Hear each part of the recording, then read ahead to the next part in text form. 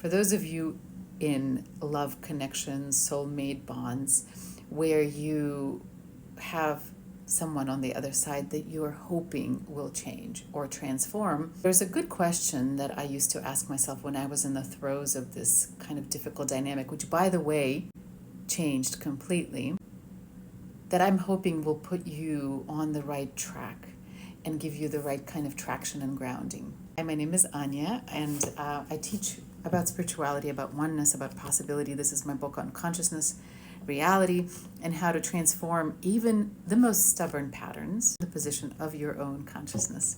This is not about changing anyone else, but becoming the kind of change you want to be in your own world. I'm going to tag it here.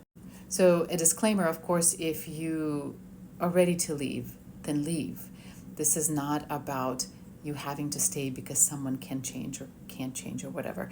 But if you're confused, if you're not sure, if things have gotten hard, but you are still trying to work out whether you want to give this relationship a little more time, if you're still trying to see something in it, ask yourself this question. But first, a little piece of advice. When you're going through a tough time, when you are going through challenging things in your dynamic, do not project too far into the future. What's going to happen a year from now? What's going to happen 6 months from now? Stay in the manageable present. And sometimes when I had a hard time, I could only handle the next 3 hours. That's all I could think about. Now, the reason we want to stay in the now is because that's where we're going to get access to our wisdom. Using the question that I'm about to tell you. Here's the question. If I was not guaranteed success, or if I knew without a shadow of a doubt that the person that is with me right now will never change, do I still want to be here for the next 3 hours? Now, what is going to come up is the voice that is outside of that identity, right? That needs them to change. And is going to say, well, I might change my mind in a half a day.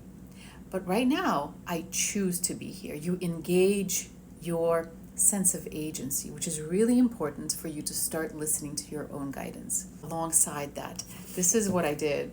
I would basically, as long as I would choose to stay in the relationship, I would question my own connection, my own consciousness in connection to that relationship, to find where I was not seeing things clearly, where I was not communicating clearly, where I was not drawing the boundaries I need. A couple of times I've seen really surprising things when I did this identity work, inspired by my relationship, but not directly changing my partner, but looking at my partner, getting that signal to come back to me and point to the places in me where I was still invested in the old dynamic.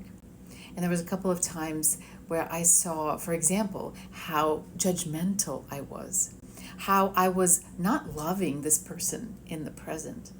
Even if I wasn't going to be with them for the rest of my life, I was only loving them, some perfect version of them in the future. Or how I needed that perfect version of them to heal or do whatever so I could be okay. At the same time, your wisdom might say, no, I don't want to be here. I love them. I wish it could work, but it's time for me to go. Then you need to listen to that. I can tell you that if you do still work within this relationship, you might see changes you did not expect. For example, I could never have predicted that my partner would say, wow, I have never actually felt seen by you. I always felt like you were judging me. I thought, me judging? But then when I saw it, I was like, yeah, I was really judging. The power of this work is really difficult to explain. I have outlined everything over here. By the way, guys, I have less than 30 copies left at this price at $18. I did already order a new batch, but they cost me more money. So it's going to go up for the signed version to $24 a little bit later in the month. So if you guys want a copy, get it now.